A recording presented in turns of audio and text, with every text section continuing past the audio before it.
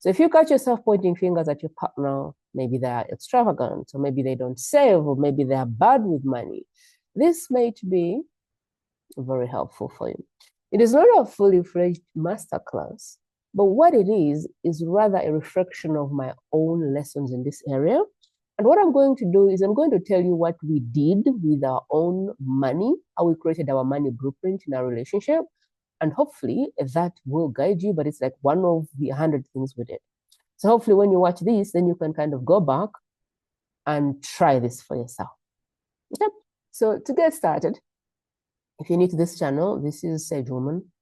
And I talk about the identity of a sage woman, which is a woman that is deciding to be in the driver's seat of her life. So you lead yourself in every area of your life. You look in the mirror and you're not afraid to do the inner work. You do the work and become the person that you want to see in the world. You lead by walking the talk. This is the identity of a sage woman. This has been the identity I have evolved in over time. And I think it's served me to morph myself into this identity because it allows me to hold the little prima on one side, but at the same time, it allows the higher self prima to be in the driver's seat and drive. This identity helps me to see me, see my fears, see my programming, see my patterns, see all of the things that I need to work on, but also it allows me to step into my higher self, into the big pants and say, yeah, you're scared and we're going anyway. You have trauma and we're going to do the work anyway. You don't know what you're doing and we're going to do it in faith anyway. I have found this identity to be very useful as it really takes me away from blaming, pointing fingers, and waiting around for anyone to change for my life to be better. And so if you're listening for the first time, welcome to Sage Woman. That is what we talk about. We talk about mental fitness, which helps with marriage fitness. I talk about money.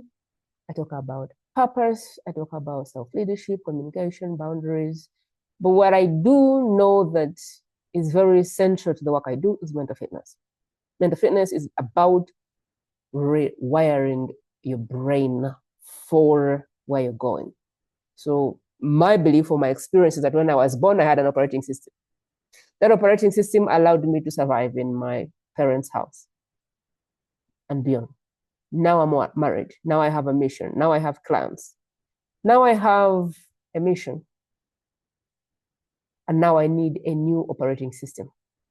And so the work of mental fitness really updates my operating system so that I can do the work that I'm here to do. It's like a car. There's a Ferrari and there's a Toyota, different capacities. What I see most people doing is they train the driver. So they teach the driver the tactics. This is how to turn. This is how to accelerate. This is how to notice when there is danger. This is how to indicate. This is how to do all the things. I feel like a lot of people train the driver, but they never think about the car. So it doesn't matter how much the driver knows. If the engine of that car is not designed to rest, this car will struggle to rest. So a lot of work which I see in the world is like people are teaching you how to communicate. People are teaching you emotional intelligence. People are teaching you active listening. People are teaching you business tactics. People are teaching you how to take care of your spouse, how to be a good parent. All these things I think are amazing. But if we do not update your operating system, you will always go back to your default. So all of these things that I see people teaching is like the fruits on the tree. And how I see mental fitness work is the roots of the tree. When we start with mental fitness, when we remove all the programming that you picked up in the formative years, which I call maybe between 0 to 14. When we remove that programming and we update you for an operating system that can work in today's world, then all the things that you've learned will be useful. But if we show you how to listen, let's say, for example, active listening, I show you how to listen actively to your partner. But your partner does something and your nervous system collapses. So now you're in fright or freeze. When you're in fright and freeze, you don't remember the communication script. You don't remember active listening. You react. So what mental fitness does is it takes away the reaction and allows you to find the calm each time. So every time something happens that sets you off, mental fitness work allows you to come back to peace, to calm, so that you can use the skills that you have. It's one of the pieces that I think is very, very crucial that I feel is missing in a lot of other places. We give you the ground, the center, so that you can build from there. So one of the things I talk about in mental fitness, I also talk about self-leadership, and I also talk about purpose. So start from passion, what you like. We talk about purpose, why you're here. We talk about profit, like how can you build a business around something you truly love and enjoy, which is business, but from your purpose work, which is the most profitable and most enjoyable and most blessed work you can do. Those are the things I talk about. Of course, I'm a human being. I grow and evolve. I have had a lot of experiences.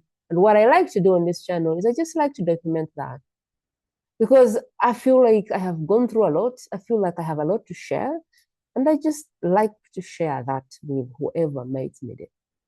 So today, the topic I want to talk about is money programming, money blueprints, and how these affect us. But what I want to focus on is how these affect the relationship dynamic, because that is where mine came in. I didn't see my money blueprint until I got married. So that's what I will focus on. But the topic of money is very big, and I cannot say that this is everything you need. But it's going to help you get a place to start if you feel like you're scattered or all over the place when it comes to you and your partner getting on the same page when it comes to money. Okay? When I grew up, my mom was a saver. So she saved 100% of the money she made. 100%. She didn't spend a penny on anything else. All the money she got, she put aside and she used it to buy land.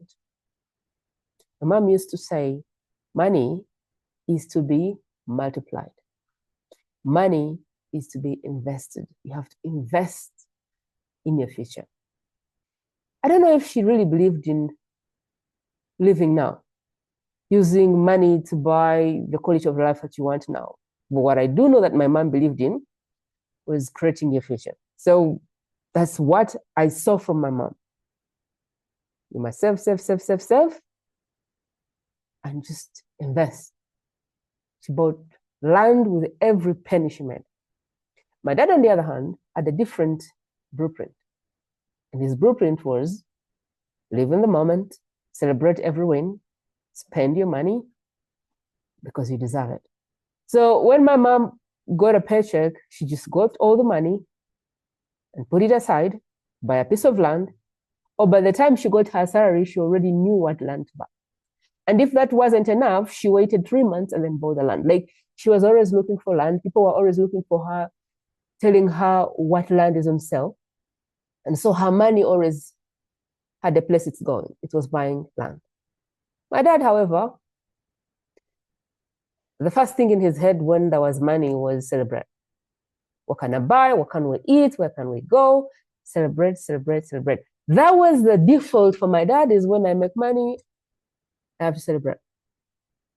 So every time he made more money, he found a better way to celebrate. So if he made some money today and it wasn't as much, he bought you a meal. If he made more money, he took you to a nice restaurant to eat. If he made more money than that, then he would make it bigger. Let's go for a vacation. If he made more money, then he would just make the celebration bigger. And I don't know how my mom did it, but every time my dad got money, my mom got a chunk of that money and put it in land. I don't know how she did it. But my dad was allowed his celebration, and the rest of the money disappeared somehow into land. And if you needed anything along the way before the money came, my mom had none. She would just say, go and ask your dad. Even if my mom had money in her safe, she would say, go ask your dad. Because what you're asking for is living today. What she's concerned with is living tomorrow, a house tomorrow, a future tomorrow. So my experience of my mom is that she never had money to spare. All the money that she made was to be invested. My experience of my mom is that when my dad got money, she got that money and invested most of it in land. And so even without realizing, every time I needed something, I went to dad. Dad, I want this. Okay. And dad would just give us what we wanted. If you wanted a book, he'd give you a book. If you wanted pocket money, he'd give you pocket money. If you wanted money for whatever, my dad just wanted you to be happy at whatever cost. I make the money so my children are happy. I make the money so I am happy. I make the money so we live well. That was his thing. My mom, however, for her, she even didn't care about today. My mom existed, and her blueprint was we have to secure the future, we have to save for tomorrow. So you can imagine when I grew up what my blueprint was. And I didn't even know about this until I got married. Because when I was not married, I made my money and I invested it. I made my money, I saved it. There was nobody to mirror for me my blueprint. So when I was single before I got married, I would make lots of money. Making money has never been a problem for me. And I would save it. I would invest it. I would put it in the business. I would get $20,000 and put it in coaching. Like, investment is what I did. How can I apply this tomorrow? By investing in somebody who has been where I'm going. So earlier on, I started to just hire coaches, hire mentors. I spent a lot of money and I made a lot of money back. But then when I got married, I realized that my husband had a different mentality. He started to look at homes, like places to live, places to rent. And he would enter a home and they would say this is $5,000 a month. Then he would enter another one and they would say this is $10,000 per month. And I'd be like, okay. And he would really start to make the math of how we're going to move into the place of $10,000 a month. My blueprint would freeze at $2,000. So if a place was $2,000 a month, then that is kind of where my head would end. Like, anything beyond this, maybe we need to buy a house. Anything beyond this, we need to save it. Like, I didn't see why we would spend more than $2,000 in a place. But my husband, 20,000, he didn't mind. Like, if a place was 50,000 a year, he would be like, yeah. He had a different calculator for where we lived. Because for him, where we lived gave him the headspace to create the next money. Where we lived gave him like a status, like an identity, like he could create more if he spent more on where he lived.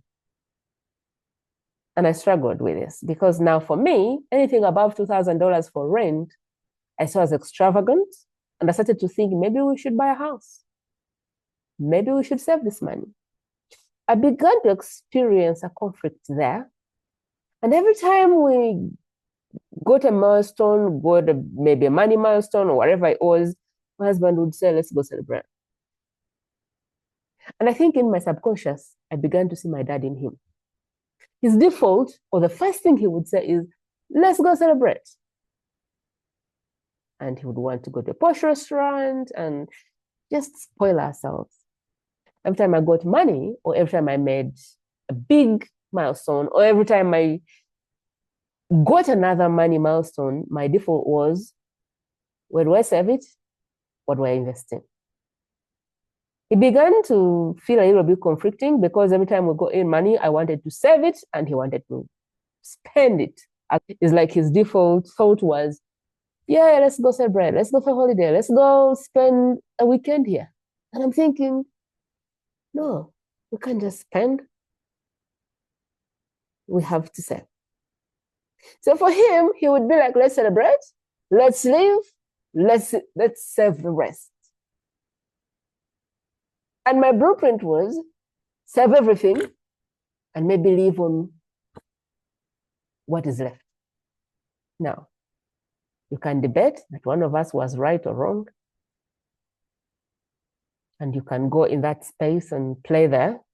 But for me, my default has always been curiosity in this relationship because there's a lot of things I learned about myself from my husband. So when something feels like wrong and right, what I like to do instead is drop into curiosity and say, I wonder what he's seeing that I'm not. I wonder why I am obsessed about saving all the money.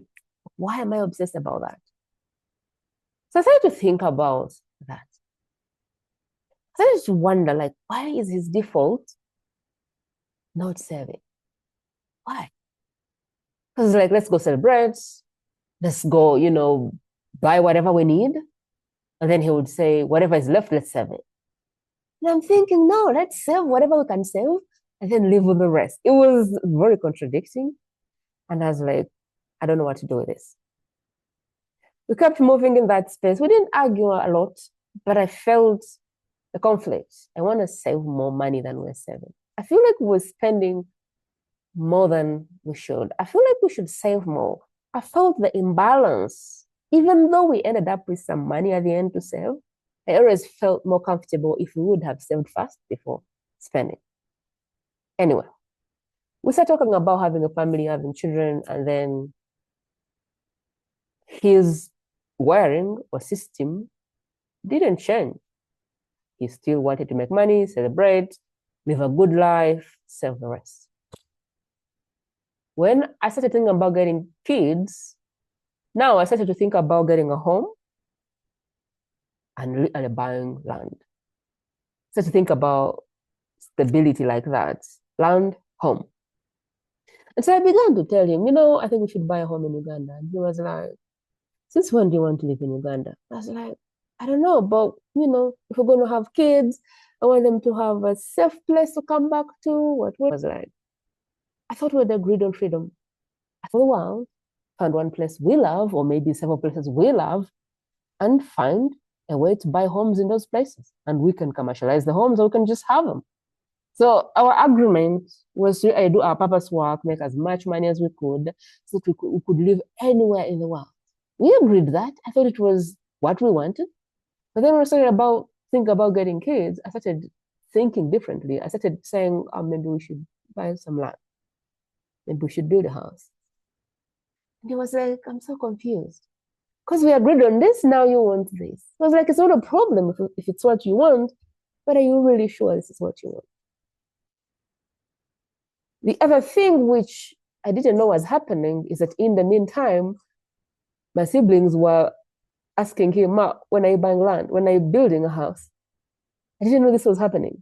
So in all of my siblings, the default programming was buy land, buy a house, save your money, buy land, buy a house, buy a car, something like that. So without even me knowing, my siblings had been chatting with him. And in the middle of some chat, they would be like, yeah, but when are you buying a house? When are you buying land? So when I said this, Matt was like, what is the obsession about land, house, and cars in your family? I don't understand it. Why does everyone want me to buy land? Why does everyone want me to buy a car? Why does everyone want me to build a home? What is the obsession? And that is when I realized that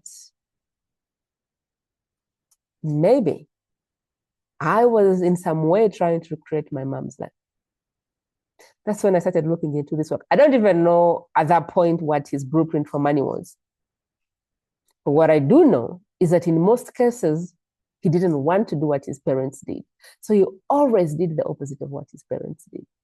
It was like he was rebelling the parents' system of money. So everything his parents did, he didn't want to do. That's what I knew about his blueprint at that time. I started looking at this work. I started to learn, like, where do some people make a lot of money? Where some people make nothing? Where do couples fight about money? Why do some people apparently make money easily? And why do most people struggle? I started really being curious.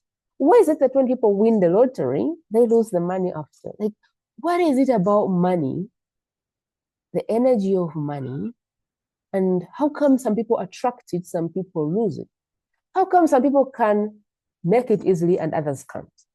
How come some people can make it but can't hold it, but others can make it and hold it?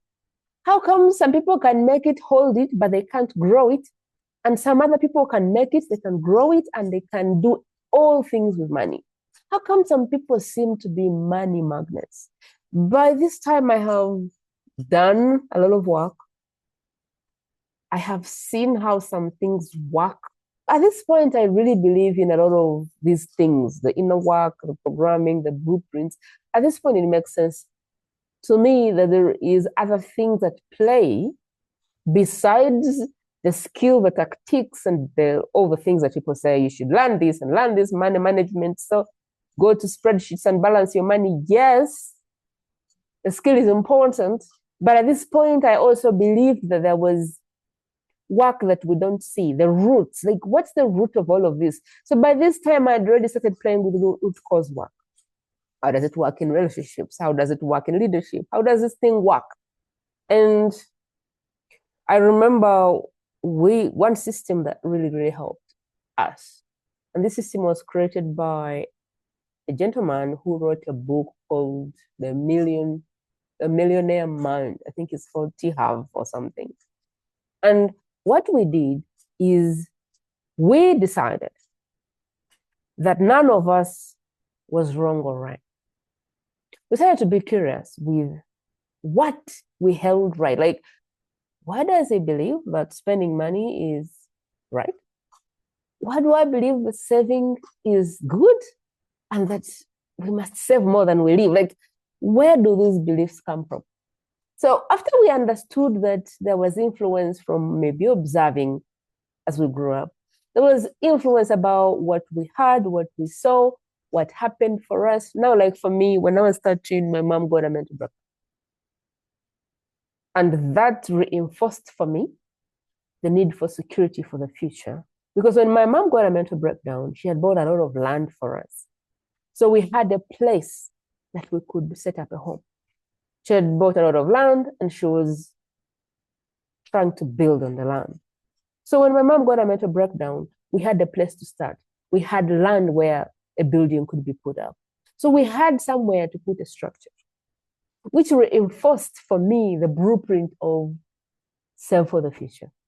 I don't know if she knew that she was going to have a mental breakdown or not, but it reinforced for me that it is very important to save for the future because the future is uncertain. When we started to understand how we came up with these money rules, we decided to build something which is a win-win because we didn't fight as much about money, but I knew that if we didn't deal with it, that in the future, it will be a problem. As we have kids, I would feel more like we are not investing. As the kids became more, I would begin to feel like they have no future. I would feel like we're not creating generational wealth for the kids. And it would contradict with his need for freedom, his need for autonomy, his need for living his dream life. And so we really had to come together and say, how do we win? How do I win and you win? How do we create a blueprint for our marriage? And one of the things we did was create different accounts. The first account we created was the freedom account. This is where we put money to buy our freedom. So 10% of everything we make. So first, when we get money, we remove business expenses because our money comes from business. But when we get this money, we have to remove the expenses of the business. So now what stays is the profit. So it is what you make minus the expenses of the business. That is what we call profit. So that is now what we are calculating. 10% of that goes to freedom account. This is the account the only account I ever wanted to have was that, the freedom account. 10% of everything that is a profit goes there. And you never touch it until you're going to invest it. So you don't touch it unless you're going to buy something which is an investment, like real estate, like land, like stocks. That account healed my nervous system instantly, like, oh, okay, so every month we can really have this automatically going on. The second account we created was the play account. The play account is for his nervous system. He has to feel like whatever he makes, he can celebrate. He has to fuel himself to work hard. Because if he works hard and he doesn't get the reward, he'll feel like, why am I making all this money if I can't enjoy it? So the play account is as much for him, really, because even though I use it, I can survive without it. Like my wiring can survive without the play account. Anyway, 5% goes to this account, and every month we find a way to go somewhere and spoil ourselves. He loves this. It is like his oxygen, his fuel, and using this account, he's able to make as much money as he can because he's looking forward to spending this money. The third account that we had to create was the education account. Education is both his play and my play. So continuous growth is a shared value of ours. I love to grow. I always think that what I'm doing now is beneath my capacity, is beneath my potential. As long as I'm living, I can still do more. So I always think like I'm always expanding. I want to grow. I want to learn. I want to hire mentors, coaches. I want to go to seminars. I want to learn and learn and learn. He wants to learn and learn and learn. And so this is our play as well. We really enjoy learning. So 15% goes to this account where we spend to learn. We really love this. Like for me, that's my play.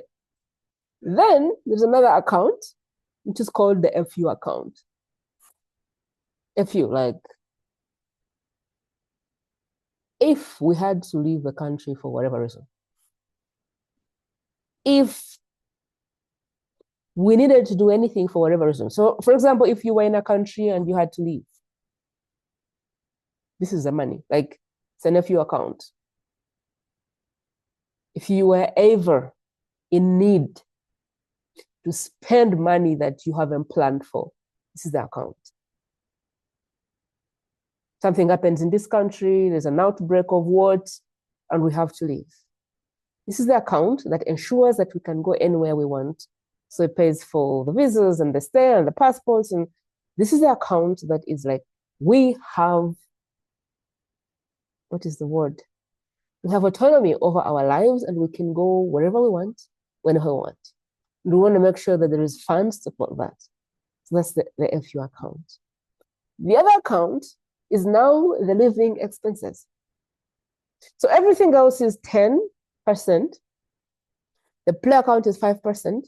We've moved the 5% into the education account because we just both love education less than we love the play. We love the play, but I think the education for us is heavier.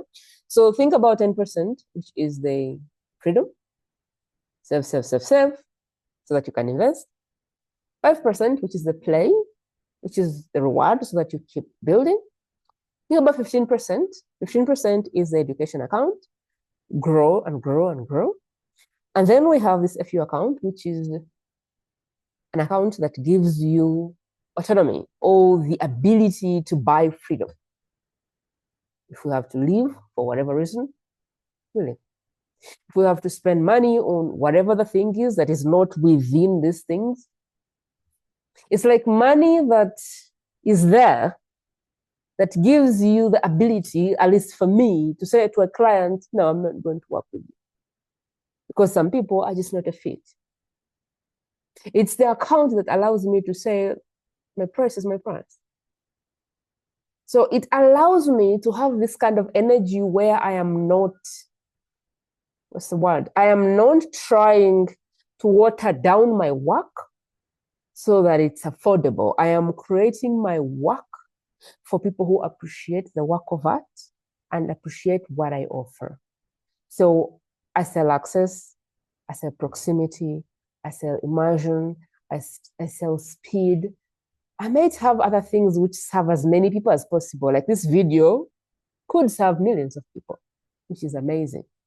I might have a course which could serve millions of people. I might have a masterclass which serves millions of people. But when it comes to my premium packages, I want to offer access, I want to offer proximity, I want to offer speed, I want to offer immersion. I am really looking at myself like a business artist. And I do not want to create a watered down version of my offer because people can't afford it. So having this FU account allows me to do that because there's a lot of money left on the table. And I'm going to have to say no to a lot of offers. But without the FU account or without this kind of stability, then you start to reduce your prices. You start to feel like you're too expensive. You start to shake. It's like the energy of, it's just an energy that doesn't help so much with your business, with your brand, with your purpose, with what you're trying to do. So this account allows us to be comfortable to set the prices we want to set and not to work with people that are not a fit. And then for whatever is left, the 50% of whatever is left, this is our living expense. Where do we stay?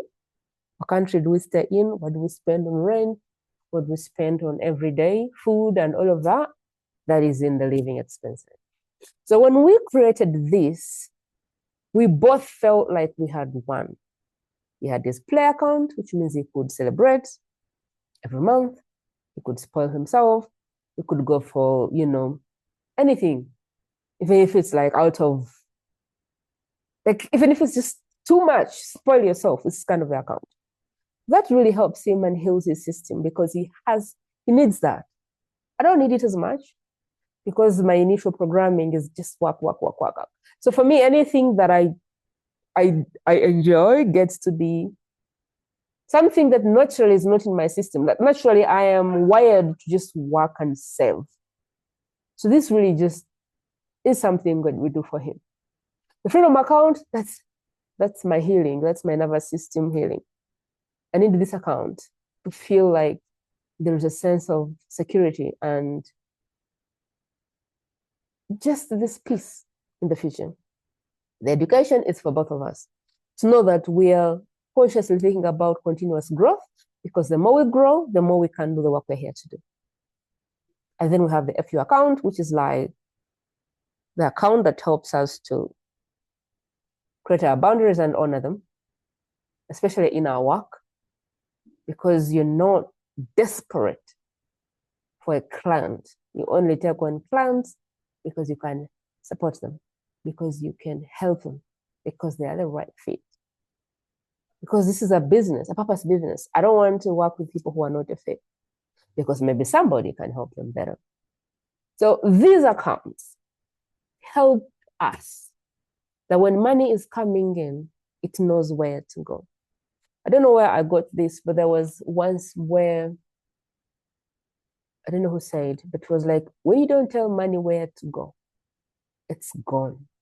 So what this little system does for us is it tells money where to go. So when there's money, it tells it where to go. We all know where the money is going. And we also have a charity account, 10%. I don't know if I'm doing the math right. Let me see. So there is, let me write. So there's charity, 10%. There's freedom, 10%. FU account, 10%. Play account, 5%. Education account, 15%. 1, 2, 3, 4, 5. Yeah. So this is 50% of the money. And the 50% goes on our living expenses or lifestyle or all of that. I feel like this helped us just resolve any misunderstandings about money. That none of us is blaming the other because the money is going somewhere that we've agreed. And if our blueprints come up, then we can say, look, this is what we agreed on. And so I feel like this really keeps us in check, in line. And every time you want to divert, then you have to remind yourself, this is my blueprint talking. Because if it were according to Prima, she would get all the money, 50%. She would put it in savings and she would live on the 50%. Or maybe she would get 90%. She would put it in savings and she would live on the 10%. This is the wiring that I grew up with. If we were up to hubby, he'd probably do a 50-50. He'd probably leave and then he would save the rest. But every time we get into those dynamics, we are reminded that these are the blueprints that we're bringing in, which are not serving the marriage, because the marriage has a blueprint which has divided the money into 5 accounts. And so we tell money where to go. My belief is that our children will see this and maybe they will like it, or maybe they will improve it for themselves. But I feel good knowing that we've created a foundation for them. They won't have to adopt my blueprints or the father's blueprints, that we've created something for them, and they can take this and they can modify it, just as we've gotten our blueprints from both our parents and we've modified those blueprints, then create the job freedom blueprint. This is something that is going to help you with your finances, but also it's going to help you with a lot of struggles and conversations around fighting each other's blueprints. Because what I find is that most couples don't even fight about the money or the lack of it. They fight about the blueprints, their beliefs about money, their beliefs about spending, their beliefs about saving. So you find yourself telling your partner they're not good with money. Are they not good with money, or don't you understand what money means to them? I find people saying, I am the person who's good with money. Are you good with money, or do you have just a different blueprint? Is saving and investing better than living and enjoying life? I feel like there's nothing which is better than the other. But what I find beautiful is that our union now allows me to enjoy all of the things. I have education now, I have play, I save money, invest money. Now I feel like I am a whole being financially. Where before, I could have said I'm good with money, but really, I would have saved 90% and lived on 10. Does that make me good with money? Does that make me a good steward of money? I don't think so. It's still unbalanced. On his own, he would be living in a mansion and possibly saving 1%. Okay, is that being bad with money, or is it just enjoying his life and living in the moment? Interesting things happen when you remove good and bad, right and wrong, and find the win-win for both. I hope you found this supportive, and if you did, let me know in the comment section. Please share this with someone who you think can find some peace with this kind of system. Thank you for being here, and I'll talk to you soon.